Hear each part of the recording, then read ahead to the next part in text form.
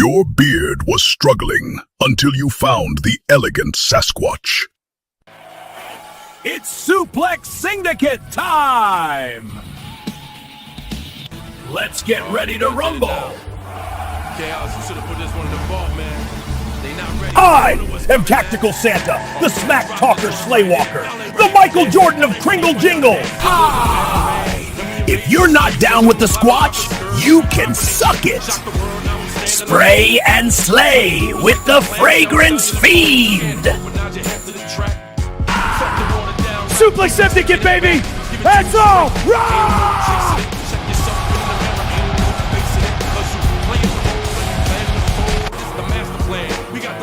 And you can't teach that. Hey! What am I doing with these two clowns?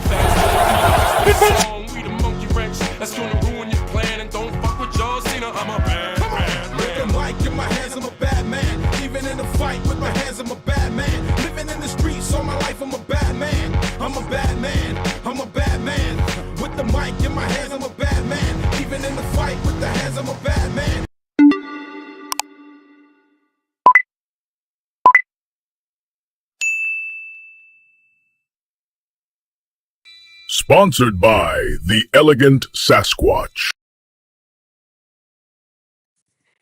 What's happening, everybody? Welcome to Suplex Syndicate. I am the Slaywalker Smack Talker #1 from day one, Tactical Santa, and I am joined by my man, 30 Spray J, the Fragrance Fiend, the man, the myth, the legend himself, and our newly appointed permanent, not guest, co-host on this show, Shifty Switchblade. What is happening, fellas? How is your day going? And I'll tell you what, it's kind of cool. Like, I wasn't really expecting this until a couple days ago when we talked, and we're like, you know what? Let's do a show. So we were like, Sunday's Easter. We can't do it on Easter. Let's do it on Saturday, and we're going to make it happen. I'll tell you what, I am glad we are here. We're going to have a fun time. But guys, before we get into the show, let's say hello to some of the people that are in the chat, because we got some. We got Ray Smokey. What's going on, Ray Smokey? How are you doing tonight, brother? Trying to get that up there. See, internet doing internet things. We got Doug Leslie's. Awesome, man. First time here, I think. We got OG Fitzroy. What's going on, OG Fitzroy? Got Robert Allen. What's going on, my brother? So we got some others, but I can't see them. I think they're on the phone stream. So any which way, guys, we have got a lot of awesome wrestling to talk about tonight. But before we go, what is in the beard today? Because it is.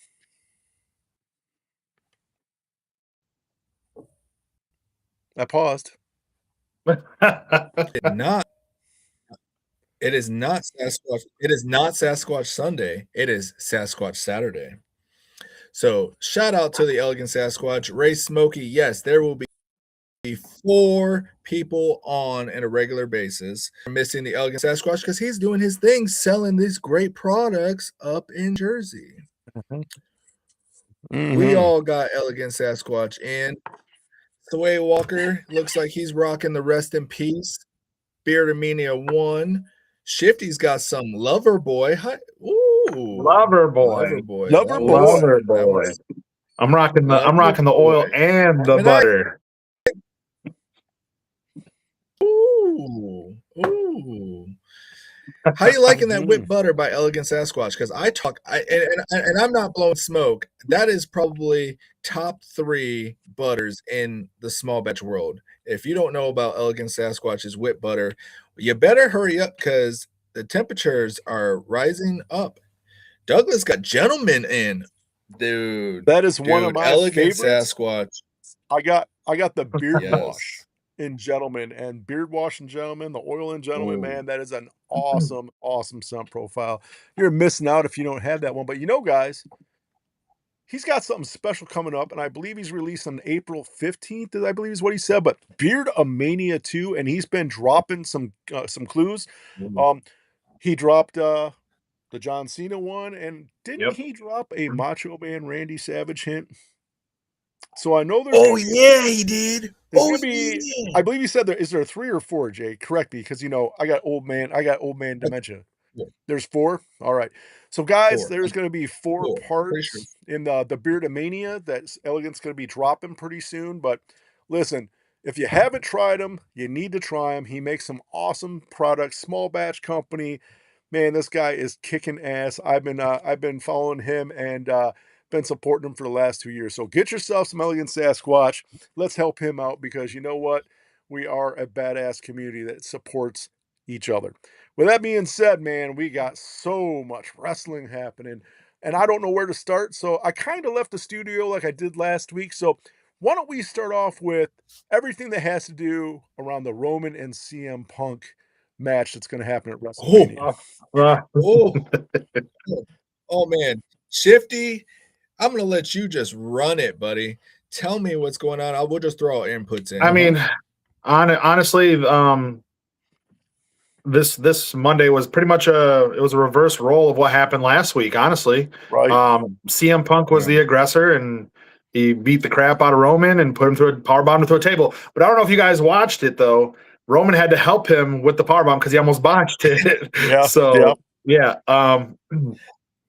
He couldn't lift that so much. Yeah, I don't know, man. They have to.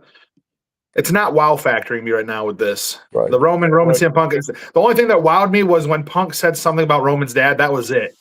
And other than that, I haven't really been wowed. It's I'm hoping it gets a little better. I mean, Mania is 2 weeks away, right? Or 13 days or something like that. So it's like, okay, we're gonna. It's something that's. It's got to change, man. It's got to get more exciting and bring the people in, because they're two great athletes, 2 great wrestlers. Let's hopefully something happens. Right. Well, I'll tell you what, in the chat, let us know what you think about Roman Reigns and the CM Punk situation right now. We're going to continue on, but man, let's get some of you guys talking in the chat. What do you have to say about this? What are your thoughts? But we're going to keep rolling, and Jay, continue on, brother. Oh man, so if you didn't notice, at the end of CM Punk's thing, after he magically powerbomb Roman with the help of Roman throwing himself up, he got up on the barricade and he had some words with some fans, and middle finger this, middle finger that. That's not CM Punk's straight edge. That's a little AEW CM Punk maybe. But it also throws back to when Triple H did it back in the day. Triple H, gave some hand gestures to some people during, a big title match, right before a big title match with him. So are we going to see a heel turn from CM Punk? Are we going to see another Paul Heyman guy? Are we going to see a corporate CM Punk? Man, we could go on all night about this, but I feel like, and I hope it doesn't happen. I hope that Roman Reigns doesn't get screwed, because, if Sasquatch was here smacking on a sandwich, he would say, "Oh, CM Punk's gonna eat it, get it all." Yep, CM Punk. Well, I mean, the thing is, though, is like, so what was the faction that CM Punk was in when he had Luke Gallows and stuff like that? The way Punk is acting reminds me of how Punk was then. He was the Antichrist of wrestling, or whatever he called himself, and stuff like that. Oh my gosh, yeah. And honestly, a heel turn for Punk is going to be good, because I feel like he thrives being a heel. And corporate, it might happen. I think we're going to see a couple of corporate turns. I don't know. Something's going to happen. I think so too. I think there is a lot of probably the best way to do this is at the end, after we go through everybody's matches. Let's talk about the corporate idea that we were talking about backstage. Let's make it everything else, but there's some stuff that obviously makes sense, and dots are starting to connect with certain things. So we'll go through that real quick. You notice how it's really in your face about what's happening over on SmackDown with the other title. But the swerves are not in your face with CM Punk and Roman Reigns. There's gonna be some dropping moments at WrestleMania. Right. I agree. The straight edge society. That's what it was. That's the straight edge society. Yep. All right. Thank you, Robert Allen. Thank you. Now, SES. That's right. Yeah. let's get into the Brock and Oba situation, because we almost saw a face-off, but it got split up by Triple H. I think I Man, gotta tell you what, I think the way that they're doing the draw for this match, they're building hype on this match. 100%. They're giving us bits, they're giving us little bits and pieces. This match, and I think we've all said it, this match should be a main event match at WrestleMania. It should not be anything but that. King Kong versus Godzilla main event. These two are gonna wreck the house. They're gonna tear the roof off. This should have been a main event match right here. Yeah. Hang on. Let me get my shifty hat on. Okay. Are you? Does that wait? Does that mean when you do that, are you shifting gears? Is that our clue that you're shifting gears? Okay. Yeah. There we go. So what I was upset about is they put Brock all up in his wrestling gear for not even, he needed a little bit of payback. He put the gloves on, bro. Let them give the man a little bit of payback. He has been getting his ass handed to him. Now that's shocking enough. That is shocking enough that Brock. Are you ready? I'm gonna shock you. I'm gonna shift gears too. What's going on? Yeah. So the fact that it's being broken up right before a UFC match, we'll just call it that because we got TKO, right, taking control of things and everything. But the suspense is killing me, man. This match is gonna be. I don't know who's gonna take it. I want to see the torch pass to Femi, but I'm thinking that this is gonna be a long feud, and I hope it is a long feud. I hope. I don't think it's gonna be long. I think, like we talked about, Royce Keys is gonna come in, because here's the thing though. If Oba loses because outside interference, people are going to still look at this and go, Brock needed somebody to help him to win. It still gets passed to Oba, right? Because Oba doesn't lose any face. If there's outside interference and Royce Keys comes in and helps Brock Lesnar, Brock had to cheat to beat Oba. He still has that rocket attached to his back. Brock doesn't wrestle him again because he needs that torch to be passed that way to say, oh, Brock was too scared. He didn't want another match with him because he knew he'd lose. And that's how they run with that. I'm telling you, it makes perfect sense. That's my big thing too. Is this actually scares me a little bit, because if say Brock doesn't get help and it's just a pure squash match, like he just beats Oba, it's gonna hurt Oba's career 100%. If Brock comes into WrestleMania and just dominates and destroys Oba Femi, I mean, they're pushing him for no reason. Absolutely no reason. The reason why I don't think he's going to win is because too many times has Paul Heyman dropped this, that Brock is not going to lose until SummerSlam when he retires. Yeah. And I've got to think that too, because like I said, there's other ways to pass the torch to Oba. What it does set up is like you were saying, Jay, it sets up an awesome series of matches between Oba and Royce Keys. And Royce Keys taking the new placement of Brock as a Paul Heyman guy, being the powerhouse in the Paul Heyman stable. And we're going to see awesome matches with those guys. But like I said, here's the thing. I think Royce is going to come down, help Brock Lesnar. Oba loses no face, and everything just happens. So what you're saying is Royce Keys is going to be the new Paul Heyman guy. Yes. I mean, I'm good with that, because AEW, when he was Brian Hobbs, they kind of mishandled him. This guy, he's a beast, and all he needs is someone to be his mic, like be on the mic for him until he learns how to do it and builds his skills, and then he's gonna be dominant for a while. Right, and that's why I think it makes sense, right? Brock is retiring. We all know Brock is retiring at SummerSlam. The Paul Heyman faction needs a powerhouse.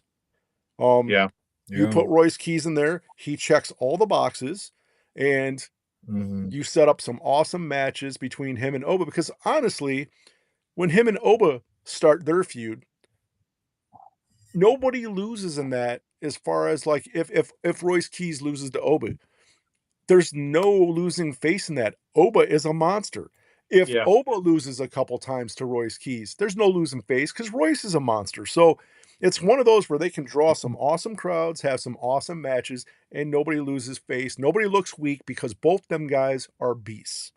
That's just my opinion on that. You know?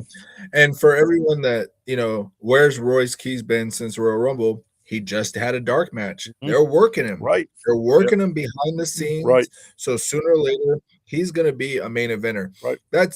He's what, as much as he was underutilized in AEW, he is a top contender. Right. He didn't go to Next. He's going to be in there. There's going to be some great storylines. Well, if you think, and I think if you think about it this way, if my goal was to have Royce Keys in this storyline and then end up feuding with Oba, having him not be on TV is the best thing you can do. Because you don't want people thinking about him. They want this to be a surprise. When he comes out and helps Brock Lesnar, this is going to be one of those, oh my God, I can't believe it happened, and it's Royce Keys, and now he's a Paul Heyman guy. That's what they're going for. You know what I'm saying? Because where do you place him right now? If you had him on TV for the last 2 months, what do you do with him? You know what I mean? So you might as well just have him be off TV, getting ready for when he's really going to make the move. And I think it's smart on their part doing that because, like I said, and you've said, he is going to be a main event guy. He is a monster. So, yeah. Also, now the tables are turning with, the way the real world is. We may not get a Mania in Saudi next year. So what if that does not happen, they have to make it 2 times as big as what they were already trying to make it for that. Right. Yeah. Right. So here's the big one. Cody and Orton. Let's Cody go. And Orton. Cody and Orton. Let's go. I'll start this. For weeks, we've been thinking in that, there's voices in Randy's head and he's been on the phone and who could it be? We had all our guesses. We thought it was some Cowboy Bob. We thought it was Batista, Ric Flair, some Evolution, we even thought Randy was talking to himself. But what do we get? We get a commentator. We get Pat McAfee. Well, as the guy that makes Randy Orton go from. Let's call it what it is, Jay. It's a swerve. Okay. Let's call it what it is. It's a swerve. It's a swerve. Because Pat McAfee, as stylish and funny as he is, and some good, outfits he has, that man doesn't rock some, jabroni glasses, some Brahma bull belt buckles. I think he was trying to play a little cosplay over here and whiteboarded some rock. Right. So I think we're all in agreement. We're hoping that this is the biggest swerve of wrestling because if it's not, like Cody said after he got his ass handed to him, got kicked in the balls by Pat, he is a field goal kicker. That had to hurt. Right. He said, this is like if the NWO was talking about the third man and it wasn't Hulk Hogan and it was Disco Inferno. I got to tell you, hold on a second. I got to tell you, brilliant line by Cody. Whoever played that or whoever wrote that, when I heard that in Disco Inferno, dude, I about fell out the chair. That was awesome. That was awesome. It was said that was unscripted and that was all Cody. Kudos to him. Props out. Kudos to him. That was awesome. That was probably the best promo that Cody has cut in a long time. Right. Yeah. Yep. Poor Disco. You know what? But what it's also poor Disco Inferno. 20 years after WCW and everything he did, he is still the butt of all jokes. Poor Disco Inferno, man. Poor Disco. He was a good wrestler too. Hey, at least he didn't call him Alex Wright. Yeah. Yep. Dang. Yep. Wonderkind, Das Wonderkind. Yeah. What it does though is, Stephanie McMahon smacking him in the face last week and saying, you don't have it to beat Randy. And I was really hoping she was going to bring up the kiss the kick in the face, something. I was hoping she was going to bring up some old history, Right. but Stephanie does what Stephanie does, and does the signature Stephanie smack. Yep. And this is what they're building up to something, and this can't be the end of it, because I'll say what every meme is saying online right now. When he said there's more than one royal family, what royal family is Pat McAfee a part of? None at all. None. So None. Go ahead, guys. Give me your thoughts on this. It's got to be a swerve for the build up and what they put too much time and effort in this for it to be Pat McAfee. Number one, it connects no dots. It makes no sense for him to be the one pulling the strings. It makes no sense. I think what they're trying to do is it's a swerve to get everybody to believe that it's Pat McAfee, and then when what really does happen, and when it does, people are gonna be like, "Oh my God, nobody saw that coming." No, we all saw it coming. So yeah, it's just a swerve. It's a distraction. It's a swerve. It is not Pat McAfee.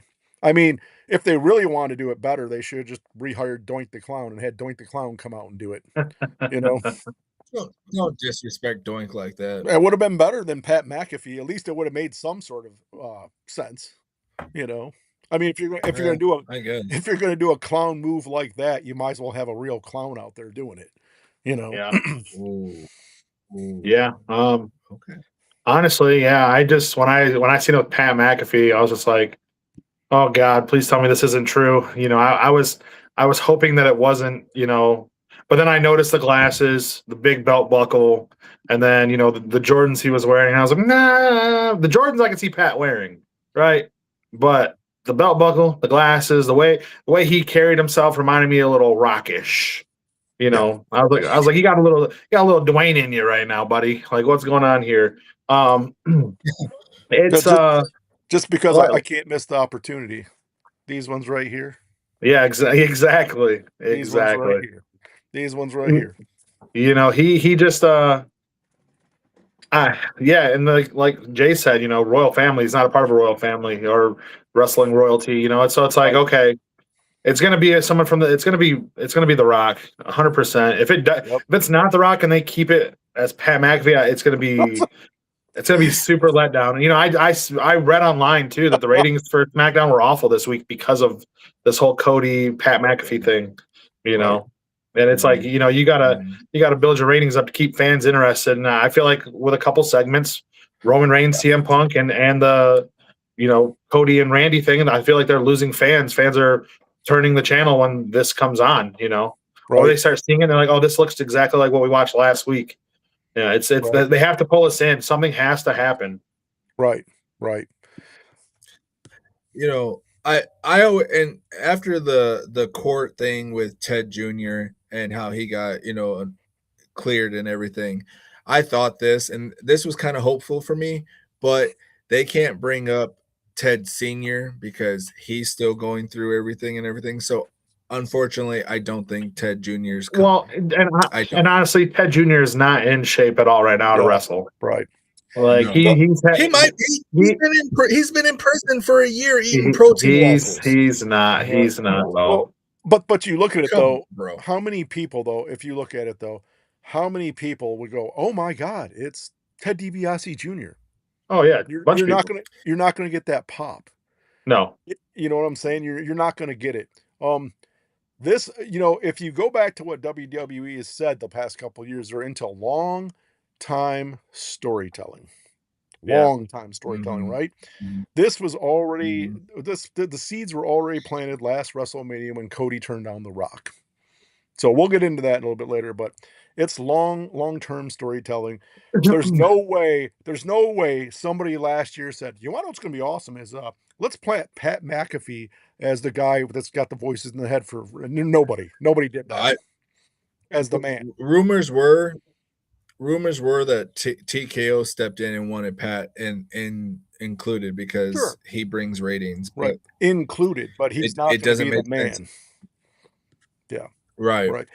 Here's your cameo spot, McAfee. You're relevant again for like, I don't know, a week, and now we can move on to the regular program. Hey, I love Pat on commentary. He's hilarious. Sure, I Yeah, do. me And too. he has had a decent couple of beefs, but to be a part of this storyline doesn't make sense. He's definitely a better commentator than Wade Barrett, that's for sure. Oh, for sure, 100%, 100%.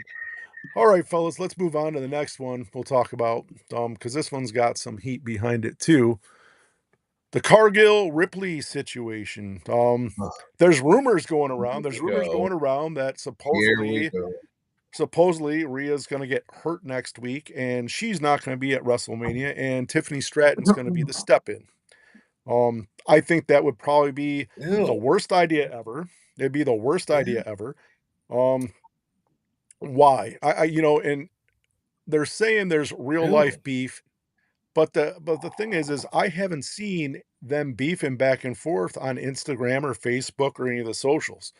So, I mean, I don't know. You never know what to really take as the truth, but if they do that, it's a bad move. They need to just make this match happen and do what's supposed to be done. Yeah. I think it hurts Rhea. It would hurt Rhea. And Rhea's too big. She's already starred in 3 WrestleManias straight now. Mm-hmm. Yep. This is too big of a match. Even if Rhea loses this match, even if Rhea this is a story that needs to be told, and it's going to be told for the next year. This is going to be a good rivalry.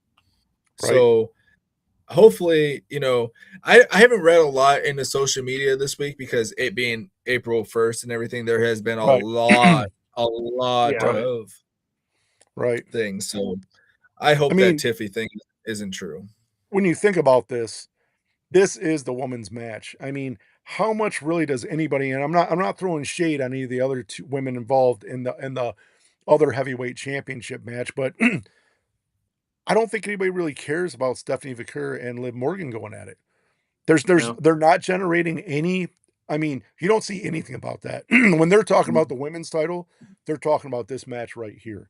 So if they build this up like this, and then all of a sudden, we're going to throw Tiffany in there, they shot themselves in the foot. That is going to be a stupidest move that they could do in the women's division.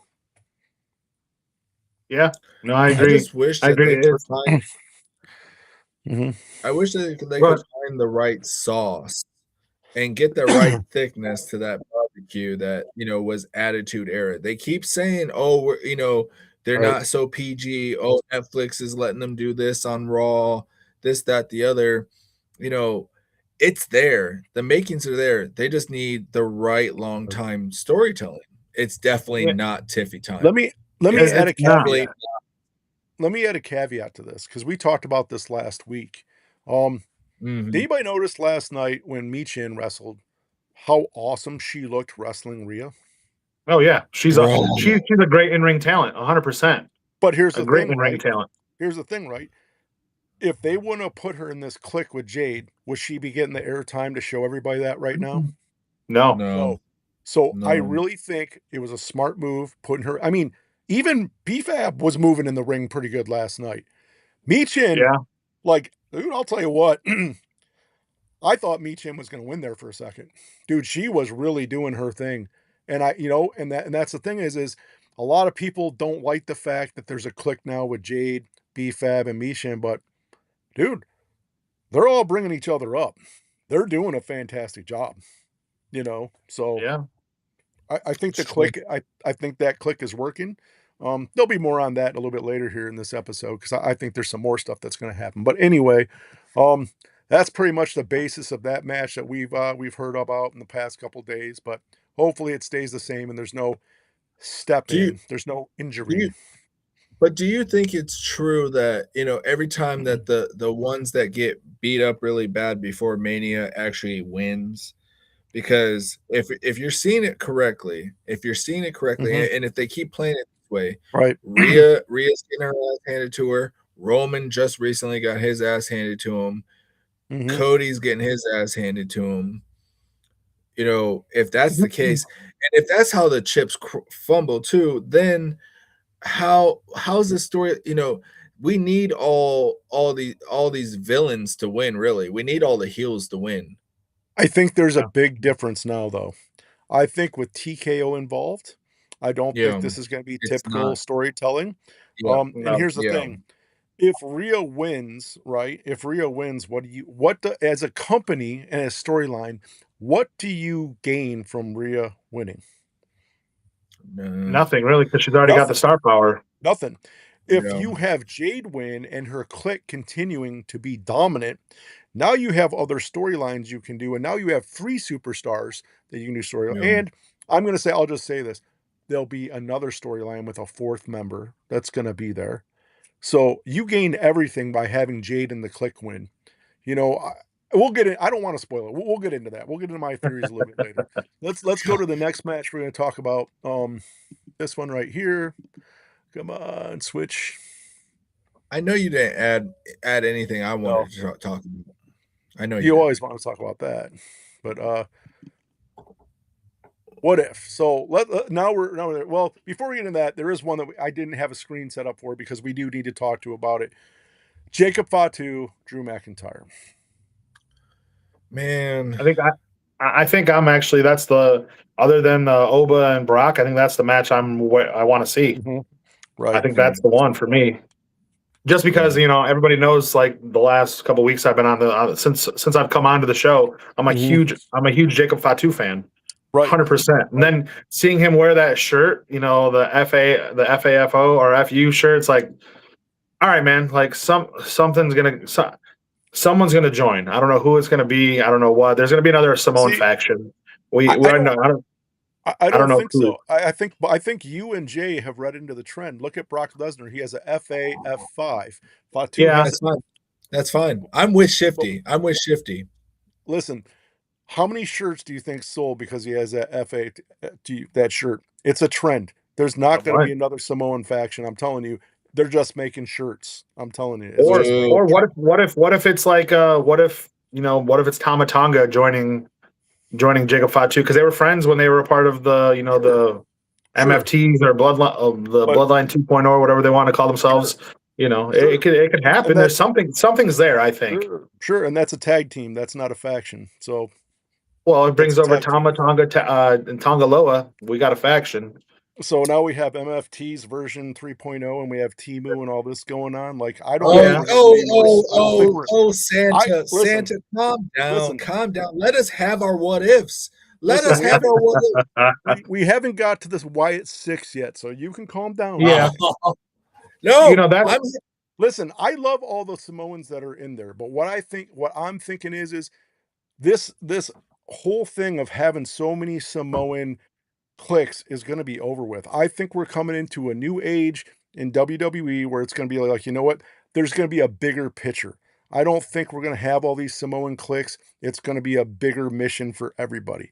Because listen, how many times do we have to have Samoan bloodlines or MFTs or whatever? How many different versions do you want? How many times can you scrub that and how many times can you recycle this over and over? With the amount of kids that they all have, it's going to keep going for decades, Yeah, but here's the thing. At what point do you say, I'm tired of this? You just sat there a couple, like 2 months ago, Jay, and we've agreed that, the bloodline's getting kind of old. Yes, the bloodline's getting old. So what is it going to evolve to? Oh, it's another bloodline. It's more Samoans. It's another bloodline. It's more MFT. It's another Samoan thing. First of all, there is only one bloodline, and you recognize your tribal chief. Acknowledge Solo? I'm just kidding. But I think The Rock kind of set the bar, and then Roman Reigns really carried it. Sure. So I'm saying that there is going to be Samoan in WWE for years to come. And I'm not arguing with that. I'm arguing that I don't think there needs to be more Samoan factions. Why can't Jacob Fatu just be Jacob Fatu and be the man and carry that heavyweight belt? He doesn't need to be in a faction. I just don't think, as much as we think that Jacob Fatu is right there at Roman Reigns level, I think they're gonna push him back for another year or two. I think they're gonna put him in the tag teams. I think I think that maybe, Paul Heyman said it last week. If WWE remisses and doesn't sign Zilla as soon as possible. Sure. And if they do sign Zilla, then they're not going to put him in that lane yet either. So they're going to have to milk. They're going to milk the tag teams. The Usos, as much as they're running on the Usos right now, there's going to be some kind of tribal heir or whatever that they trademarked for Jay. And then Jimmy's going to have to take some time off because the baby had just been born and everything. Jimmy's been around. Naomi hasn't. Right. So Naomi's going to come back, and I think we're going to get Jimmy injured, and then Jay's going to need some help. So there is room for Samoan, but you and everyone included is always talking about Bloodlines 3.0, 4.0. Stop thinking Bloodlines, because no one is going to top what Roman and the Usos did for those 5 years. So, but if you have the same people involved, what do you call it? Obviously, it didn't work as MFT. It's not going to. What I'm saying is this: is that you can have tag teams, but I think if you keep continuing trying to put 4 Samoans together and put them as some sort of faction, I think people have had enough. You want to do tag teams? That's fine. Come up with a badass tag. I would love to see Jacob Fatu and Zilla be a tag team. I would love to see them 2 guys wreak havoc. 100%. They were a tag team in MLW. Right. Yeah, right. Yeah, they were a tag team in MLW, and they were awesome, man. Awesome. But here's the thing: I don't want to see another Samoan clique just right after that. We just saw MFT fail completely. Well, I mean, let's be honest here. Give it some time. They don't have the MFTs. They don't have a mouthpiece. Yeah, Solo's funny and all that stuff, but he's not a leader. We all know that he's not a leader. Here's the thing. They pushed that way too quick. They didn't take any time to go, okay, Bloodline just ended. Let's give it some time, and then let's form something. Oh, no, right away, we're going to form this. That's what I'm saying is I don't want to see another quick Samoan faction where they mess it all up. If you want to do another faction, let it have some rest. Let it air out. Get the guys together. Actually think about this. Put it together. Get them assembled right and run it. I don't want to see another MFT. But they didn't do it right. But do you think, okay, so let's plug some things in real quick. Sure. Roman Reigns wins. The Usos are tag teams right now. Do we get another Bloodline run it back? So I don't think Roman's going to win at WrestleMania. He's not going to. It's not going to. Not going to win. Not going to win. Seeds are planted. So let's just get into the what if, and I'm going to tell you my what if and my whole situation. Hold on. Before we can get into what ifs, we didn't even talk about Trick Williams and Sami Zayn. Trick's winning 100%. Sure, Trick's winning. Honestly, so I don't know if he's going to win straight up or if it's going to be a Carmelo Hayes is going to come out and screw Sammy over because he's pissed he lost.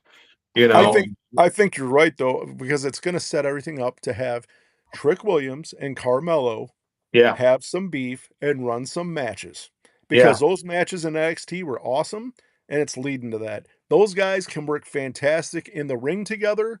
They're going to put on awesome matches together, and that's what it is. Because how are you going to have Sammy win it 2 weeks before Mania? Right. Yeah. Well, he's dropping. He's going to get beat by Trick, and Carmelo's going to come after Trick, and they're going to have some matches together. But I agree. But my thing was, and I've been saying it the whole time, is like, if the WrestleMania in Saudi happens, they're going to try to put a belt on Sami Zayn. It's going to happen. He's Syrian. He loves his heritage. It'll be good for the whole Middle East, if it happens. But the thing is it's money, dude. Exactly, money's talking. Like, Saudi pretty much owns WWE right now. And they're really going to own it when Vince freaking buys it back with his Saudi investors. Well, maybe if that happens, maybe they can make a UAE belt, and they can make him the first ever to win the UAE belt. There you go. Oh my God. Yeah. I just had to get the Trick Williams out there because I was like, wait, we forgot about Trick Williams and Sammy. Yeah. Like, I'm excited about that match. Not gonna lie. Me too. Right. What I want to talk about it, because I didn't want to bring it up, but why again do they throw a rapper, singer, whoever into it? Little Yachty. Trick Williams does not need a mouthpiece. Trick Williams can run the mic. He can run the whole ring. Because Whatever. Jay, we haven't been selling WrestleMania tickets, so we have to bring more celebrities into this. So people, because if Little Yachty's there, that means I'm going to get to meet him. That's why I should pay like $500 for a ticket to WrestleMania. It makes perfect sense. Well, but 100%. they did also sell like what $10,000 Cody Rhodes tour bus tickets. I mean, so let me get this straight. First off, Cody Rhodes, I appreciate you trying to do that, but number one, Kiss was charging 10 grand to do that. You're not even in the same league, brother. I would say maybe like 1,500 to take a tour bus. I mean, what are we going to do? We're going to sit down and all you're going to say is, so what do you want to talk about? I don't know. I don't know, dude. Really, what can we talk about? What do you want to talk about? That's what I'm saying is, we definitely need that Cody swerve, Cody turning heel. It's just going to take Ain't too gonna long. happen. It is Ain't gonna happen. Like you said, it's gonna be a Hogan thing for years, maybe years, maybe not. But let's talk about what Slay Walker wants to talk about and his big corporate ideas. So because we're my not going what to talk if about is my Wyatt Six and how they got their lantern back on a weak ass story. So let's talk no. about We need to talk about that first because that was absolutely Oh. weak. They dropped the ball on that. Like seriously, oh, here's your lantern back. Like, so what happened there? Are they just giving up on the story or what? Like that was the stupidest thing. You build this, you could have went a million different directions, had some awesome storylines, and oh, it's cursed us. Just give it back. Really? Yeah. Okay. So I'll say it, and I said it before. The lantern lights the way for the Wyatts. So if the MFT had the lantern, they could have twisted up the Wyatts even darker, even more twisted. They could have done a Fiend 2.0 for somebody. They could have turned one of the MFT and did something with them. Look at Tama. Tama could have did something. We have not had the voodoo curse of a Samoan, twisted doctor or whatever dark religion that Samoans have. I don't know the stories. It should have been Solo. Solo was the one that was going crazy because of it. It should have been Solo. Solo should have turned, and that's what it should have. It should have been Solo 100%. And I'll tell you what, that I'm not the hugest Wyatt Six fan. I liked them and everything, but dude, they did the Wyatt Six wrong. With this whole thing, they did them wrong. They didn't give them enough airtime. They should have let them dudes be the monsters that they were, let them wreak havoc on both shows, been the creepy, scary, horror type things that needed to happen, and they could have rolled with it. But what did they do? Let's give you some momentum. Oh, stop. Oh, wait a minute. A little bit more moment. Stop. Stop. Stop.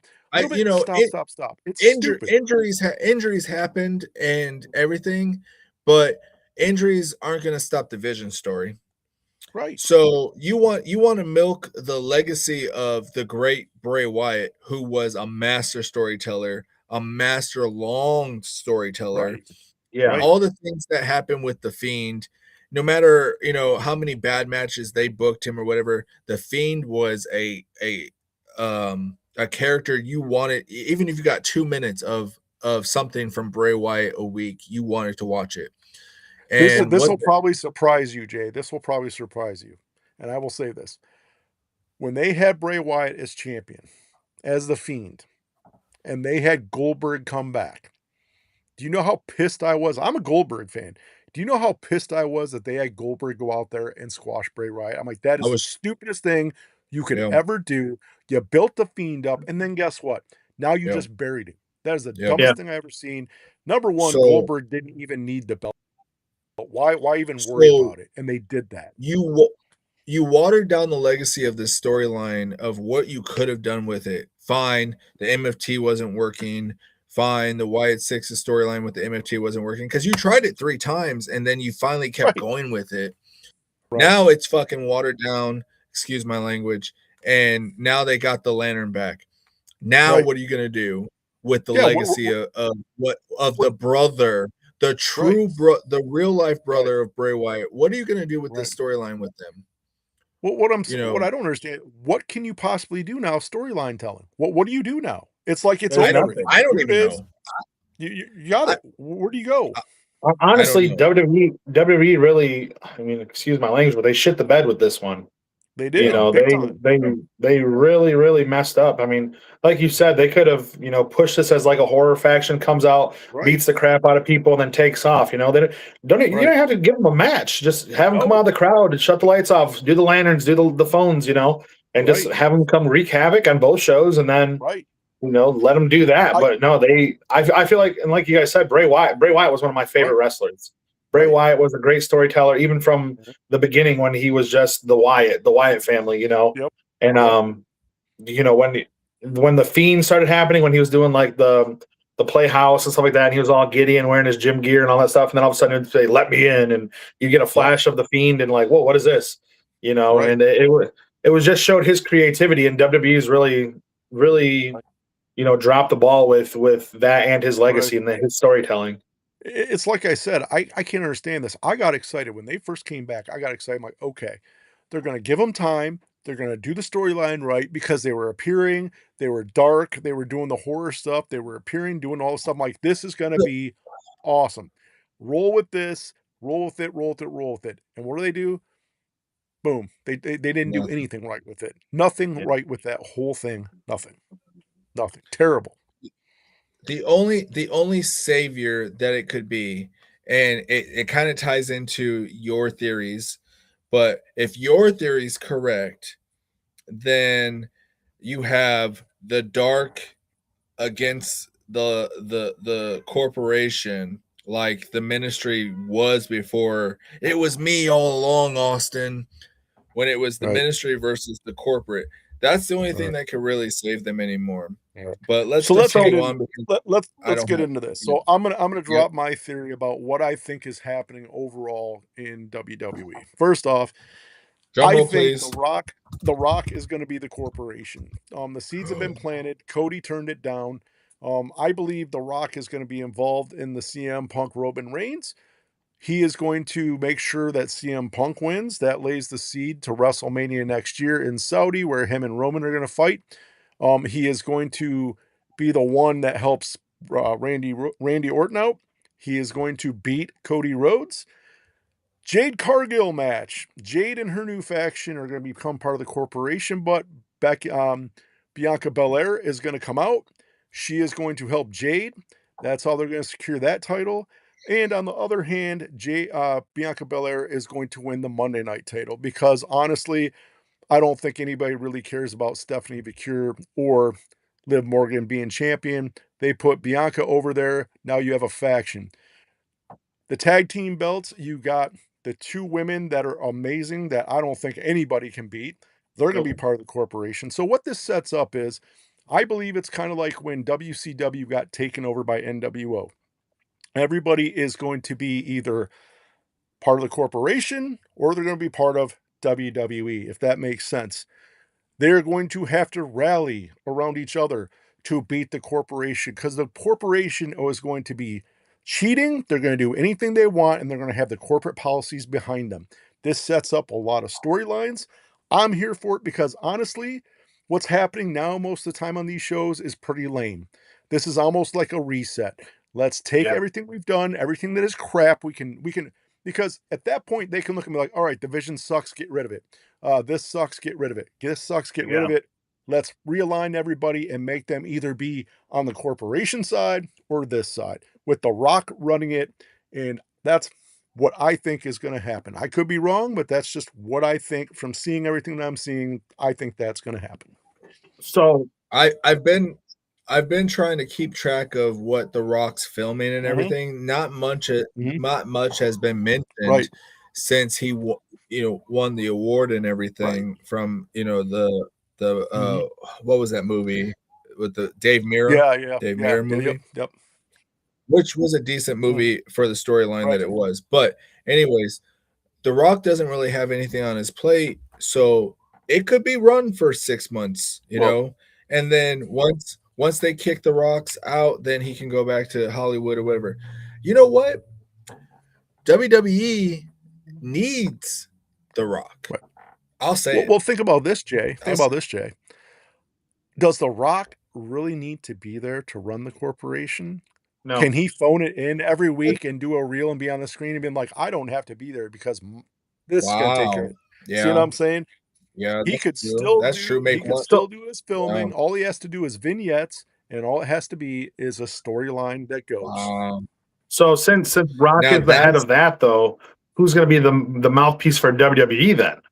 Who do they bring in for that? So I know it wouldn't happen in my crazy mind because I'm an old school dude, and I think it would be awesome. It will never happen. This is a what if that I know that will never happen. But can you imagine if Sting came and tried to rally everybody because he was the guy that rallied WCW against NWO and made everybody fight against NWO?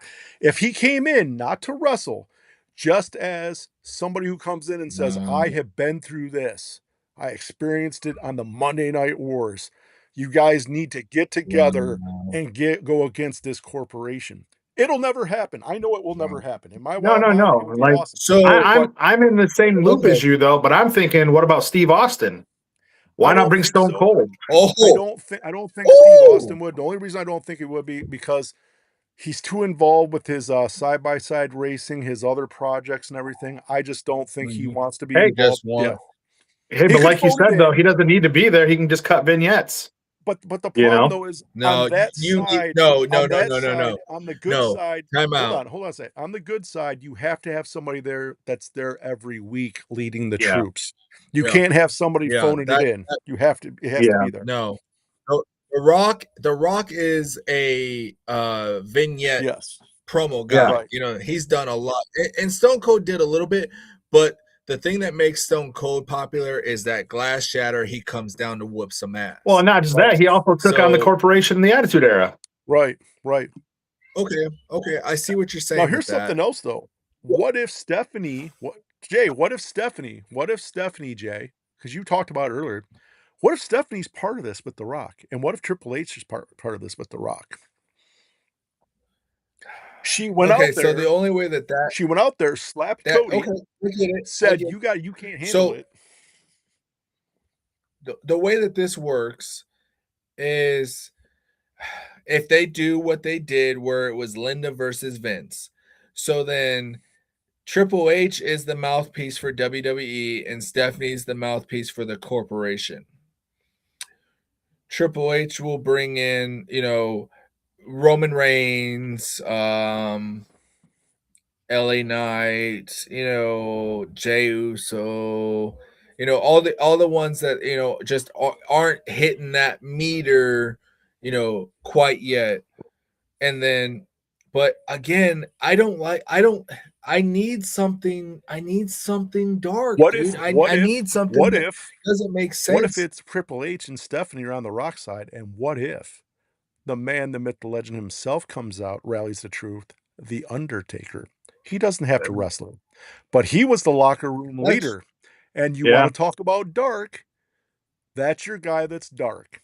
And he doesn't have to wrestle. Yeah. He just needs to be that guy that is pushing the troops and being that guy that's against the corporation, because he was the WWE flagship guy for how long?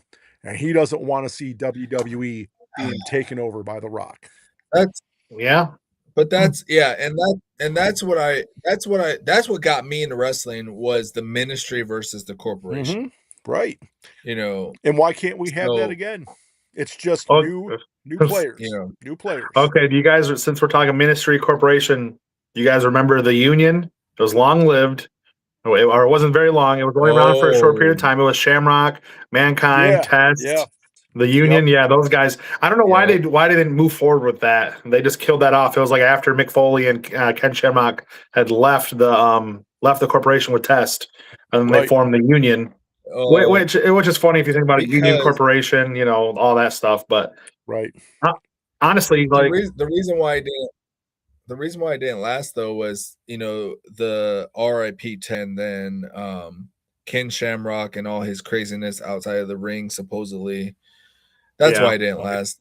It's just kind of like uncensored. When they did the Steve Richards and Godfather and all them, that was a good storyline as well. Oh, but the right to censor. Oh God, Right was Val Censor. Venus, Steven Richards, and Ivory, and all those. Yeah, the Good Father. He wasn't the Godfather. He was the Good Father. He was a good father.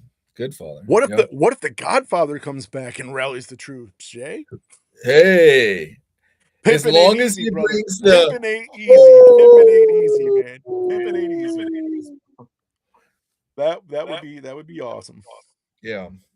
Yeah, I think but I think you're right. I think you're right about one thing. If it doesn't go to this whole big corporation, I think you're right about Randy Orton and The Rock, and I think CM Punk finally being a corporate guy, and at least those two. If it doesn't go against the whole everything, I think it's going to be two champions. Going to be look at Jade though. Look at her attitude. Look at how they're prepping her. I'm that bitch. I'm this. That is straight up like Rock attitude right there. I think that's early Rock attitude too. When he was getting ready to leave the nation, like The Rock was that way also. So I mean, I feel like The Rock would do something like that in order for him to feel like he's got a full grasp on WWE. He has to have both world champions and then a women's champion. He has to have all the titles. Right. Yeah. As much as he hasn't been around or bailed on the John Cena storyline, Rock has shares in it, and TKO loves The Rock and Saudi loves The Rock. So if Saudi's to happen, The Rock's gonna be involved somehow. So I think that's the route that it's gonna go, and I'm here for it. I agree with you guys. The only thing I want to see is, remember when The Rock went from Rocky Valvia or Malvia and everything, and he started talking in third person. Right. I would love Die Rocky Die, those promos. Yeah. But I would love to see somebody like Jade third person it. Right. Yeah. Right. You can't beat Jade Cargill. You can't do this. You can't, Jade says, right. The Rock says, know your role and shut your mouth. Right. Yeah. I'll tell you, back in the day when you had the Monday Night Wars and you had WCW going against NWO, those were some fantastic years right there. I think if you mix it between a mix of WCW, NWO, and WWE going against a corporation and blended that together, I think it makes for awesome TV. And what's weird about it is they've got all the YouTubers, all the big YouTubers in WWE and everything. They aren't pushing the buttons that they used to push with the Attitude Era. Here and there, you might get something, but man, as much as the world is twisted up and you can talk about this and you talk about that and get canceled culture and everything, this needs to be something that WWE crosses the line. Like wrestling used to cross the line, and that's what brought everything in. We're not seeing that. The last thing we saw was CM Punk talk about Roman Reigns' dead father. Yeah. Are we gonna talk about his dog dying or whatever? Because Drew McIntyre's long time cat just died, and he's like, hey, I'll never talk about CM Punk's dog. Because pets are people's children too. Yeah. Right. So what twist are we gonna get with Roman and CM Punk in the next 2 weeks? I how many power bombs through tables are we gonna get? I don't need that. I need a twist factor. I need a Swift. I need a Swift. What if Jimmy and Jay have had enough of dealing with the tribal chief, and the big swerve is at WrestleMania they do the Rock's business and they get CM Punk to win the title against Roman Reigns. That's the thing too, is because remember when Solo started MFT, that's all part of the plan. This was somebody else talking about this. There was somebody else. All these little things that didn't, add up finally need to add up in this men's soap opera of ours. Right. Or what if, we'll say this then, right? Where Jimmy and Jey Uso. What if Jimmy is the one that turns because he's like, hey, I got a brand new baby. I got to pay my bills, and he's the one that turns on Roman to help CM Punk and turns on his brother and turns heel. Again. But here's the thing is they don't utilize Jimmy. Jimmy's a mouthpiece. Jimmy can wrestle. Jimmy does great backstage, dude. Anytime Jimmy smacks somebody, it's bigger than Stephanie McMahon smack. Right. Yeah. Well, the way I look at it is why not Rock get with them and them do the Rock's business, and Rock has the tag team champions too, because they're going to get it back. The Vision's not going to have the belts. They need to just end the Vision and just change the whole name and everything like that. The Vision's dead. Breaker's out for a while. Well, that's the thing, right? If they do this corporation thing, they can hit that reset button. And what are you talking about? The Vision Mandela effect? That never happened. What are you talking about? What are you talking about? Never happened. Never happened, right? So they can pretty much reset everything, get a clean slate, and just build it. Because if the corporation were to take over, does anybody care about the Vision or what happened before? Everybody's gonna be like, oh my God, who's going against the corporate this, and this? All the dead storylines can end. They can have a clean reset. Yeah. That's dude, there's a lot of what ifs. Let's go back to Monday Night Raw. Seth Rollins and Gunther. What if Gunther? Hold on though. I'm a Seth Rollins and a Gunther guy. What if Gunther is the new Paul Heyman guy? And see, that's the crazy thing. I've seen memes or people talking about Gunther is the new member of the Vision. I'm like, what sense does that make? Like, I don't think it'll be the Vision though. I think the Vision's going to die off. I think it might have something to do with Gunther and Royce Keys. Put those two together. Have an alliance right now with Paulie Dangerously. Maybe a Dangerous Alliance 2.0. Who knows? Who knows? It's so crazy because you look at this and you're like, but you look at this, right, and you're like, do they continue with certain things, or do they just end things and be like, okay, just act like it never happened. It never happened. Let's move on. We got a clean slate and go. You know what I'm saying? I don't know. There's so many what ifs, man. What ifs are in my brain all the time. I'll sit here at night and be like, man, what if they would have did this? What if they would have did that? I will say this. Are you guys more excited about this WrestleMania than the past couple ones? Because I'll tell you what, the past couple ones were like lame. Yeah. I'm excited about this one. I'm excited about this one. So many swerves. I think there's going to be a lot of things that we are not expecting to happen that are going to happen. I hope so, because we have not had any jaw-dropping moments in pay-per-views for wrestling in the last 5 years. I think the last big jaw drop for any pay-per-view was when Roman Reigns finally came back from COVID and started running. So I think the bloodline and all that was the last big boom for wrestling, and they need to figure it out. Yeah, 100%. No, I agree with you. Yep. But I'm excited. Here's another what if too. This is what if from way back in the day. What if Eric Bischoff would have opened the door for DX when they showed up on Monday Night Nitro? Oh, man. It would have changed the whole. It would have changed everything. The problem with that though is with that, but so. That would have been a shoot fight. That wouldn't have been. That wouldn't have been a work. There would have been a shoot fight. And I hate to say this, but those four guys walking into a WCW locker room with no backup, those guys would have got beat down bad. I think that's legitimate. You had legitimate tough guys in WCW at that time. Legitimate tough guys. Like if you think about it though, like that would have changed the entire. That would have changed everything for pro wrestling. Right. WCW might still be alive today if that would have happened. We don't know. Right. Because I'm only saying that because I just watched DX's documentary this afternoon, and I was like, damn, what if that would have happened? And then Eric Bischoff's like, I was in the ring cutting a promo, and if I'd have known they were there, I would have told them, open the doors, please. And then, you got Chris Jericho in the documentary, like, yeah, I was on the other side of the garage door when they were banging on it. See, it could have gone good or it could have gone. So it depends. If they would have opened the doors, who was back there? Was it guys that would have been like, okay, this is going to be cool, have them come in, or is it going to be the guys who be like, screw these guys, let's whoop their ass? You know what I mean?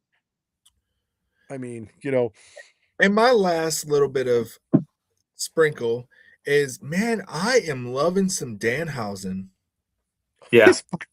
That guy is awesome. Did y'all see him accidentally curse the referee? Oh God. It worked though, because Miz caused the accident and it nailed him. Yep. I was dying laughing. Like, I was like, oh my gosh, R-Truth and Damian Priest are gonna lose the titles. And then all of a sudden the referee's like, oh, my arm. And I was like, oh, yep. The curse. What if Jay Danhausen's part of the Rock's Corporation and goes around and curses everyone? No. I don't think that's gonna happen either. But here's the real question for you guys. What is Danhausen going to do at WrestleMania? Because it's going to be hilarious. Danhausen's going to do something hilarious at WrestleMania. I want to see him wrestle. I want to see a match because he does wrestle really well. Yeah. I can't wait to see. So, what I loved about the little Danhausen moment was, they caught him and then the lights go out and I'm like, ooh, I love the mysterious strangeness of it. And then you see him like running away. That killed me. Sean actually almost did. Yes. He almost did leave to go to NWO. Yes. I believe he got a ridiculous number thrown at him because he was both Big Sexy and Razor Ramon, or shall we say Hall and Nash, and they wanted him to come, and there was a big number thrown at him, but he wanted to stay at WWE with Vince. He wanted to stay being a Vince guy. There was a little bit of more money thrown. Vince said, hey, we're going to make you this, we're going to make you that. And then it turned into a whole big, Sean was supposed to be the top guy. And then, and Triple H was right there. Triple H has always been right there behind the scenes and everything. But then Stone Cold got popular. Stone Cold got that one. And Bret Hart really made sure that Stone Cold got his moment over Sean. Well, and the thing is too is like with the whole Shawn Michaels thing, that when he was getting ready to leave WWE, it was when he lost his smile, and that's when he wanted to leave to go to WCW. And then Vince was like, absolutely not going to happen. Vince put his foot down and said, no, you're not leaving. Yeah. This isn't gonna no. So Shawn ended up staying. He stayed out for a while, relinquished the title, and honestly, the whole Stone Cold thing. Stone Cold was born because of the whole incident at Madison Square Garden with the Clique. They all get in the ring, hug each other, and they do the too sweet symbol. And then it's Triple H gets in trouble, and he was supposed to win the King of the Ring that year and get a push against Shawn for the title until that happened. And a lot of people don't know that, but that was really what set up Stone Cold Steve Austin with the Austin 316. Said, I just whipped your ass, because he cut. Stone Cold comes out, you talk about your Psalms, you talk about this, you talk about that. He goes, well, Austin 316 says, I just whipped your ass. There it is. And then, there's my generation's Hulk Hogan right there, born. Right. Yep. The funniest, the only time I ever felt bad for Triple H, remember when he was doing the whole Hunter Hearst Helmsley thing, dressed up? Yeah. And when he had the Ultimate Warrior squash match where Ultimate Warrior squashed him. Oh, dude. He didn't take that match. He no-sold the pedigree. Yeah. Well, Ultimate Warrior no-sold everything and just squashed him. And I'm like, what was the reasoning behind this? Like, everything that kept going through my mind is what did Triple H do, or Hunter at the time do? Like, he's on punishment. Like, that was like a no-sell squash match. I'm like, what did he do wrong? Bro, I mean, the thing is I just feel like Ultimate Warrior was just an asshole. At the end of the day, people talk about him and how he was backstage. Like, what was it, SummerSlam or Survivor Series, when he told Vince him hostage. Held him hostage, and then Vince fired him after the event was over. I will say this. I liked Ultimate Warrior for the character in the ring, right? Yeah, 100%. So it's kind of like this when I look at people. I liked his character. I liked what he did when he came out. The biggest problem is you, myself, and Jay will never know what happened backstage. No, that's true. We all know this. Look at haters hate, and think about this. How many people were jealous of that guy for what he was able to do? His look, what he created. It's very easy for guys in the back to look and be like, that guy was an asshole. Yeah. Well, I'm sure he was. I'm sure and I'm not defending that because I wasn't there either. But at the end of the day, are we paying to be backstage with these guys, or are we paying to watch what they do on stage? Paying to watch them in the ring, 100%. One more that I saw this week that I never knew about. Dustin Rhodes and oh my gosh, I want to say Brawler. They did a match in the back of a hay truck at 55 miles an hour during WCW. Oh yeah. I remember that. Yeah. And they got fired because of that. And so then we got Dustin Rhodes over to WWE for Goldust. Goldust. Yep. And as much as everyone doesn't give Dustin Rhodes credit, Goldust was a character, dude. Till this 100%. Day, and in the day and age that we are in 2026, they need to bring Goldust back. I don't think they can because I don't think people would. I think if Goldust did what he did before now, there's no way. There's no. He would be. Dude, it'd be done. Yeah. I think he's awesome. I think he did an awesome job. I really felt bad for him when he left WWE. They brought him to WCW, and he was that 7 character. Yeah, that was a bad. That lasted like 10 minutes. And they were trying to make him out to be this nightmare dream guy that like kidnapped kids and all sorts of crazy stuff. And I'm like, dude, like, And when he was Black Rain in TNA, like I liked him and that stuff too. Yeah. But he brought a lot of people on, and both him and Cody have wrestling schools down there. Like, he was actually just advertising about, hey, come learn how to wrestle. I was like, man, if I wasn't about 40, I might go down. Jay, you still got this, dude. I still got it. I'll tell you what. You go do it. Shifty and I'll be your clique. I'll be your manager because I'm kind of old and smaller now. I'll be your manager. You be like Shawn Michaels, and Shifty, you be like Brock Lesnar. Oh yeah, I'm good with that. All right, we'll just go. You take the bumps. I'll work the mic. I'll be like your Enzo, and we'll get this going, man. What could go? What could go wrong? What could go wrong with that? My body, but okay, yeah. Mm-hmm. I mean, you'll get paid, Jay. It's okay. You know what I'm saying? Like, that's come true. on. That's true. It's all good. It's all good. True. Yep. Yeah. I didn't even realize the time, dude. We have been on this. That's because there's so much to talk about this WrestleMania, man. There's so much stuff that is unknown with this one. I mean, we didn't even talk about the women's tag team championship. I think what is that? A 3-way or 4-way? I think it's a 4-way. I think it's 4 teams. Yeah. That's insane to me. I mean, it kind of makes sense because none of these women, none of these tag teams can take on Nia and Lash. I just hope it's not the Bellas, man. I just hope the Bellas don't win it. Dude, if they win, oh my God, if they win, that's going to be a terrible decision right there. 100%, I agree. Like it's oh my God, it makes me sick to my stomach thinking they're going to win, and I'm just getting over a sickness. It's making me sicker. Right. You know, another thing I was thinking about too, since we're on the women's division. How crazy would it be if Rhea found herself alone? Because Io came out the other night.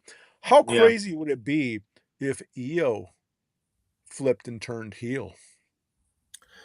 I'm here for it. I'm here for it. Maybe she joins. Maybe she joins tired of the whining Io Sky. She was. I always liked Io as a villain. I loved her and Asuka together. I'm ready for the who's with Asuka that gets bullied by her. Kairi Sane. Yeah, I'm ready for that to be done. Right. Yeah. Like, they're not utilizing. Asuka was a undefeated champion through Next and most of her WWE, and they are not utilizing her. Well, I know she can't go like she used to because of her knee. She does have a knee problem. Yeah. So she can't go like she used to. But she's fantastic. But they've milked her down a lot. A lot. Right. I'm ready to see Kevin Owens come back. He's cleared to wrestle, so let's get it going. Yeah, from what I read he's cleared, but that could be just a hearsay on a speculation. Right. But from what I've read, he's cleared to come back and wrestle. So I mean, that would be nice to see him to come back. And I miss KO. KO is a great performer. He's great on the mic. I would love to see him back. I just think they got to do it after WrestleMania because there's too many swerves going on. I think there's just too much going on, But this is an awesome question by Robert Allen. Why did they even bring the Bellas back? Can anybody answer that? Like, why are they even here? What are they here for? Cougar sell. Dude, I gotta tell you what. With the money that WWE has and TKO has, if they wanted Cougar appeal, they could have got a lot hotter women than them too. That's true. 100%. A lot of them said no. I'm just saying, a lot of them said no. Dude, there's always OnlyFans. They could have got some OnlyFans chicks. Seriously. Whatever. They could have brought back what's her face? What's the girl they fired for having Mandy? Mandy Rose, yeah. Bring Mandy Rose back.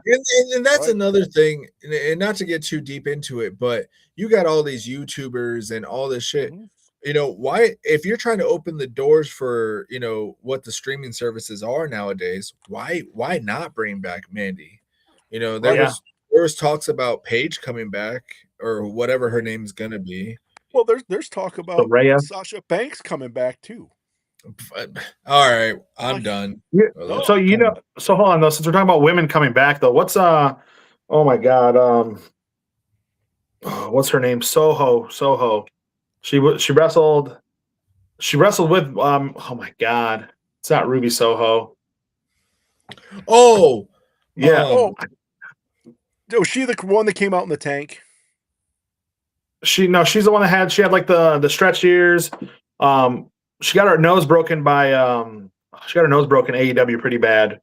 Oh, okay. And then she was off for a while, but she's a punk rock chick. She led that one all women's faction. Yes, I know who you're talking. Ruby, yeah, I know what one. Ruby Soho. Ruby, yeah.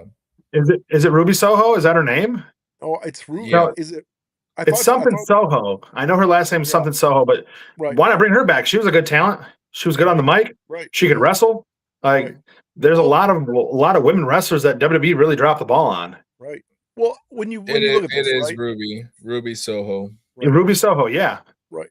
When you look at this, right, can anybody look and say, "My God, the Bellas can compete nowadays"? Like, it's totally 100% believable that any three of those teams that are in that match against them, that they could beat them girls. It's not believable. Like, everybody looks and goes, why are they here? Like, when they had that match, when they're trying to line up against Nia and Lash Legend, I'm like, who even believe that it's less than 1% of a millionth that they could win? They're trying to give off the David versus Goliath. Dude, it is ridiculous, man. Those women can't, not taking anything away. Ruby Riot, the Riot Squad. Riot Squad. Yeah. Thank you, Ruby Robert Allen. Yep. Thank you. When you look at this, you're like, back in their day, they were good, but they can't. Why? Why have them here? For what? Like I said, and I know people get mad when I said this, why not have a nostalgia league? Have all these nostalgic people that wrestle that want to come back, have a nostalgic league, and they can wrestle in the nostalgic league. Because they're blocking all this young talent. The Bellas, anytime they're on screen, are blocking time that new up-and-coming women could be on screen. I agree. So give them a nostalgia league. Why not give them a once a year thing? Give them like a Legends Royal Rumble. Bring 30 legends in and do a Legends Royal Rumble. Right. You know who they haven't brought back? Who I miss? Who is the black girl versus Sable that flashed when she was Jacqueline. Jacqueline. Yeah. Dude. Yep. She could wrestle.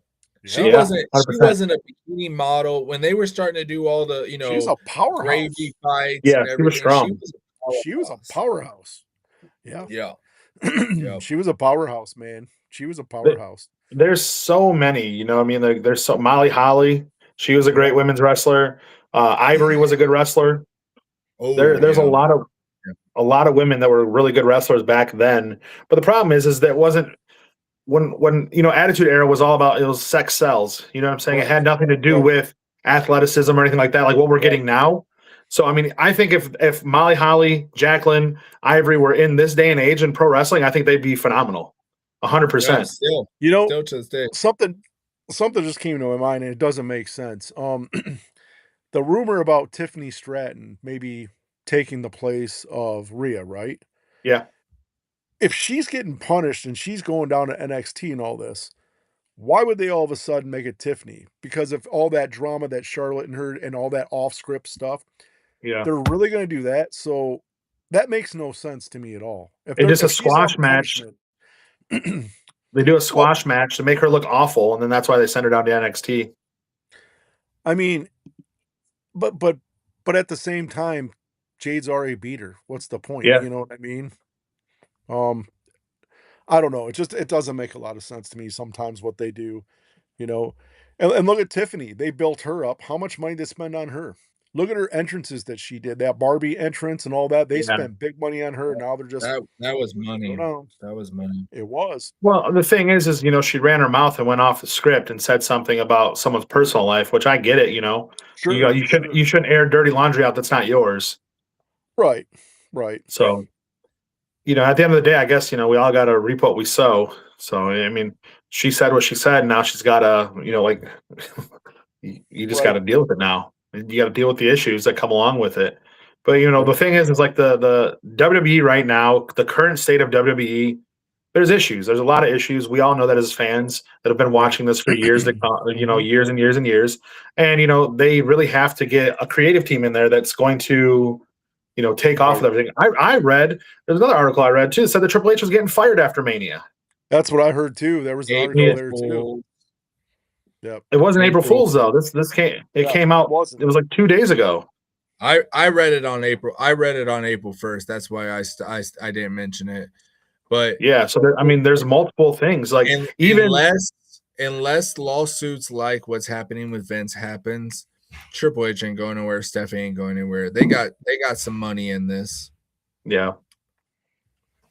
I mean, who knows? We don't know what's going to happen. What's the forthcome? You know, I mean, we haven't heard nothing about Shane McMahon. You know, last time he was seen was AEW, him meeting with Tony Khan. Right.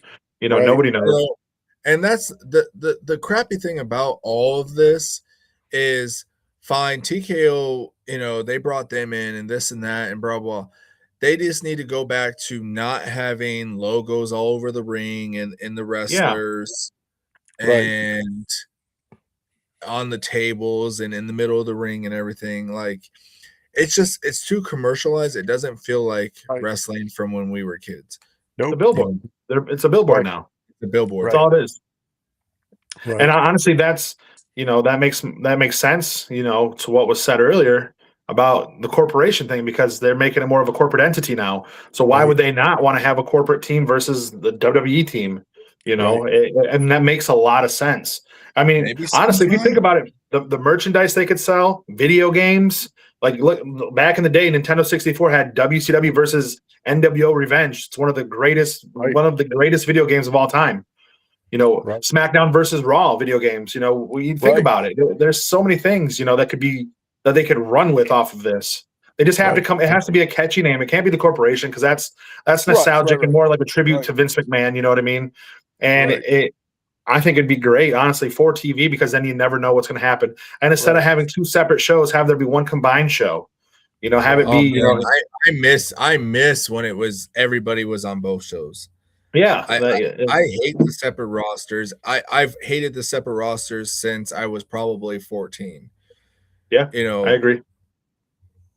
I think it as long as they had 2 or 3 shows a week. You know what I mean? Yeah, because you're not going to fit everything in on a 2-hour show. Well, that's they dropped the ball on Sunday Night Heat. I mean, you know, they had Velocity too that showed off young talent, which that's now what NXT is almost. As NXT is like Velocity was. You know, it'd be fantastic too. Imagine this. Imagine the corporation is not just SmackDown and Raw, but it creeps into NXT trying to build the next generation of corporation. And that's what I can name, because we're relying too much on old heads in WWE. Hey, I can name 2 guys right now that would be a part of the corporation. That's Ethan Page and Ricky Saints. Right. Oh, here we go. Hey, I'm telling you right now, man, those guys, I'm telling they would be a part of it. But you think about it, it could generate a lot of people watching over 3 shows because if you did it correctly and you were like, oh, it starts off with these 4 champions, and let's say the women's click, and then like, who's going to be next? Because that's what everybody did. Like initially with NWO, before it was everybody was an NWO member. Yeah. But initially it was who's going to be the next member. It drew a lot of excitement because you didn't miss it. You wanted to tune in to find out, oh my gosh, who's going to join? Yeah. You were definitely changing the channel to WCW back then. It was always I'm hitting the last button. I'm going to WCW to see what's going on with NWO. Right. And I mean, they could generate a lot of. What happens if they're still tied into TNA too, I believe. I mean, drawing, bringing up people from TNA being like your corporation, We don't have to get into it, but one storyline that I'm following on TNA right now is the Hardys versus the Righteous. Yep. Right. 100% I've been watching it. Yep. Right. But there's so many things and so many. I mean, and that's the thing. That's where WCW's issue was too back in the day. For one, it was guaranteed contracts. You only make the guys work a certain amount of days. But then they only had so much talent. So when they started WCW Thunder, they were stretching talent thin. You know what I mean? So and that was their big thing with Bret Hart. Oh, we're going to bring you on. You're going to be the main guy of Thunder, and we're going to show you exclusively pretty much on Thunder. You'll be on Nitro once in a while, but it was bad business back then. And honestly, that was out of Bischoff's hands. That was Ted Turner. Like, hey, they love what we're doing on Mondays. We're going to give you a show on Thursday. You're going to compete with Vince on from SmackDown. There was Thursday night SmackDown, Thursday night Thunder. We're going to flip. And at the same time, it was on. And I'm not going to lie, I watched Thunder a little bit just for like the cruiserweights. Right. Well, the other problem too is like I said, when NWO came out, it was cool, but then it was like everybody was a member, and you're like, okay, so everybody on the roster is an NWO member. So what sense does this make now? You know what I mean? 100%. The only thing that really generally came out of NWO that was spectacular was Crow Sting. Yeah, I agree. Yeah, right there. I agree 100%. If they would have ran it where it would have been an elite select few in NWO, they could have ran that storyline for a long time. But when you got Dennis Rodman showing up and he's part of the NWO, cool, right? But you're like, everybody is NWO. Like everybody is a member. But then you had Mike Tyson. You had Mike Tyson on WWE. Yeah, but that was for a one-time thing, though. Rodman showed up twice, I believe, on WCW. And NWO really ran it thin with the NWO, like WCW did with the NWO. Because, literally, Dusty Rhodes as a commentator was a part of the NWO. Big Bubba, which was the big boss and was the NWO. It was just too many. IRS, I don't remember what his name was in WCW, but he was NWO. And it's like, dude, it's like, come Bray Wyatt's on, father right there. He was NWO for a while. It's like, come on, man. We had the solution because not only did we have NWO, but we had factions come off for that. The Wolf Pack, the red and black NWO. Hey. So now we had the Wolf Pack was cool, man. I don't care what you say. No, I bumped that song. I bumped that song. Right. What I'm saying is it was cool, but the problem was they created a problem with everybody being some sort of NWA tied to NWO in some way. Everybody was NWO. I think at the end of it, you had I think there was like 3 people or 4 wrestlers that were not part of any NWO faction left in WCW. There was like nobody. I think Ric Flair was like the only one that wasn't part of any of those factions. Nothing. Yeah, and they've now that you mention that, WCW ran super heavy on factions. You had the NWO, the Wolfpack, you had the LWO, you had the Filthy Animals, you had the BWO, you had the Blue WO. Well, that was an ECW. That was an ECW. That wasn't part of ECW. You had Raven's Flock. You had you had a bunch of groups. Even at one point, they had Goldberg. They called him Goldberg the Cyborg. He was part of NWO for like 2 weeks, and then Mandela effect that never happened. He was also a part of and he was a part of the New Blood too for a while there. Right. There's there's so many things. Like WCW was super heavy on factions. Right. WWE not so much. They wanted to push single stars. Yeah, they had DX, they had the corporation. But look where we're turning now. Now look where we're turning. WWE is faction heavy. Yeah, it's faction heavy. And if they don't kill off this Vision, or if they throw Gunther into the Vision, because dude, all these stories are gonna sink. We'll see what happens with WrestleMania, because WrestleMania is gonna be the tide of the next year. Either WWE. That's bad for Gunther though. If he goes with the Vision, that's bad. That's bad for his career, because how do you have somebody calling him the career killer, and now he has to be backed up by guys when he was just rolling through people by himself? That's stupid. The only saving grace is if Gunther is part of the Vision, which means he's a Heyman guy, right? Yeah. He's not going to retire Brock Lesnar at SummerSlam. That's the only saving grace. Yeah. That's the only saving grace. I really hope that they don't try to milk this career killer and try to say he's gonna, is it gonna be Seth's career at WrestleMania? Because that's not happening yet. Right. No. Right. I really hope they don't go that route. I don't think it's gonna go that way. The problem is the storyline doesn't fit either, right? You look at this and you're like, out of nowhere, Gunther attacks Seth Rollins. Like, where's that coming from? Yeah. And there's no build up to it. So I mean, honestly, that match makes no sense. No sense. That match makes no sense at all.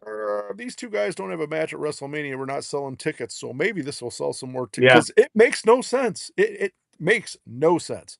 Yeah. They could have hyped this up, and it's, oh nope, here he goes. He comes out, attacks him, points at the ring. Yep, okay, now we got a WrestleMania match. Okay, it's just, it doesn't make sense to me. It doesn't. I don't know. Yeah, we have a lot to sink in the next 2 weeks. I hope at least some of our predictions have come true for the next year, because if not, you see me yawning, dude. I think Wrestle is going to be boring this next year if none of our predictions come true, and we're not the only ones saying it. Right. All of wrestling podcasts online right now are saying it, but we are the Suplex Syndicate, so we said it first. Yeah, 100%. Yeah, there's this. If it doesn't happen, or things like, there's just too many things that could happen. If most of those don't happen, I think we're in for a boring next year until Saudi. I think it's going to be boring. And honestly, the only one thing I disagree with is I think Bianca's going to join Rhea and Io. That's the only thing I have to say that's different. I think she's going to come out and help Rhea Ripley. But I've been saying that for weeks now. So I kind of think you're right on that, because Bianca's too much of a good a baby face to just automatically turn heel. Perfect time to turn heel. Big three history. I get that. Her and Bianca never had a fallout. Remember that. They didn't have a fallout. I get that.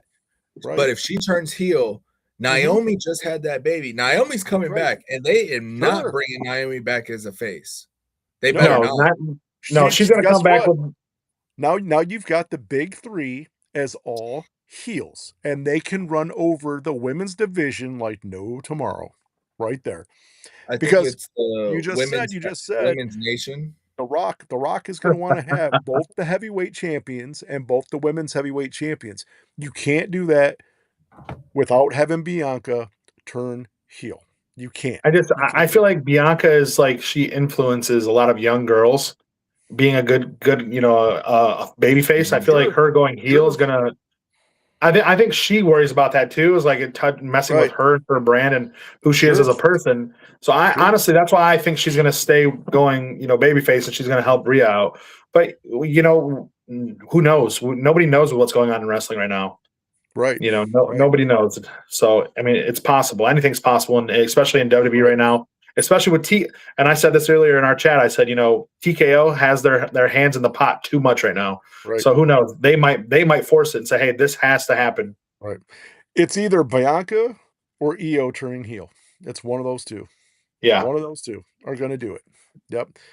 Because the problem is, if Bianca comes out and helps Rhea, that means Rhea's going to win. That's not going to happen. Rhea's not winning. So. Or Bianca comes out, helps and helps Rhea win and says, you owe me one now for what happened last year at WrestleMania. Well, think about this. You just kind of let the key right there. Bianca and Rhea have beef. Why is she going to come out and help Rhea? Bianca was supposed to wrestle Io by herself last year at WrestleMania. Yeah. Rhea interjected herself into that match, made it a three-way. Yeah. Right. There's still beef. The beef, Yeah, the you're beef kind is of right. already there. It's already there. It makes sense for her to turn heel and do that. Yeah, I see that, And but they I, can I use also the feel like it makes sense for her to help Rhea win also because she wants that one-on-one against Rhea. You know what I mean? She wants to make it, fair and square. I'm better than you. Or do you take the easy route, go with Jade, have a faction, and you're almost guaranteed to go to Monday Night Raw and win it because you got your crew? Yeah, I think that makes sense too. even if Bianca goes heel, she's gonna be that heel that the fans cheer like Randy Orton. Right. I think, I don't think she can do no wrong because Jade and them are really showing, how nasty and filthy they can be. I think that Right. even if Bianca is somewhat down and dirty, Mm-hmm. it's still going to be Right. it's still going to be good for, and she Right. can, and look at Randy. Randy came down to the ring. He's still high-fiving kids and this and that. But then when he gets Right. in that ring, he's a different Right. animal. Bianca could do the same thing. Right. And He's like an I said, anti-hero though. He's not a right. he's in between babyface and heel. He's the anti-hero. He's Right. not full-fledged villain Randy Orton where he's Sure. getting in the crowd's face, acting like he's gonna smack fans and stuff like that. Right. He's an anti-hero. People are gonna still cheer him on, but they still want to see him do Right. bad things to people. Sure. Sure. But then you got CM Punk, who's supposed to be the global good guy, and you've got him giving the finger and grabbing his crotch at fans right now. He's gonna that's gonna be the best heel turn right there, 100%. And Right. anybody that knows this, CM Punk is better as a heel than he is as a babyface. Right. True. Right. I mean, My anybody thing- that watched AEW when he was in AEW and his Right. shoot on like the Young Bucks and Kenny Omega, Yeah. that was great Right. stuff right there. My thing would be this. The timing is right for Bianca to do it. She's still early enough in her career that if she does flip and turn heel, she's got plenty of time to flip back and be a babyface. But I Yeah, think now's the right time because the story could be I've been gone. I got beef with Rhea. Never had a problem with Jade. Jade was right. Why do I need to worry about this? I just need to go out there and take care of business. And now I'm lined up with The Rock or if it happens, The Rock or Corporation or whatever. You know what I'm saying? So I think it's perfect timing. But with that, let's close out. One last shout out to our main man who was not here today. Folks, if you're still watching or if you're watching this now, go out and check out the Elegant Sasquatch. You need to get the stuff in his beard. I got Rest in Peace in the beard today. This is awesome. Check him out. Do him a solid. Buy some product. He's a big dude. He needs to buy some sandwiches, as Jay would say. He's got, he's a big Sasquatch. He needs to be taken care of. So, folks, go out there, take care of the Elegant Sasquatch. For all of you out there, much love and respect. Thank you for tuning in. We appreciate it. We do this because we love the crowd. We love the chat, and we do it out of fun. But Jay, do us the honor. Send us out, brother. Oh, Suplex Syndicate is out, brother. Is that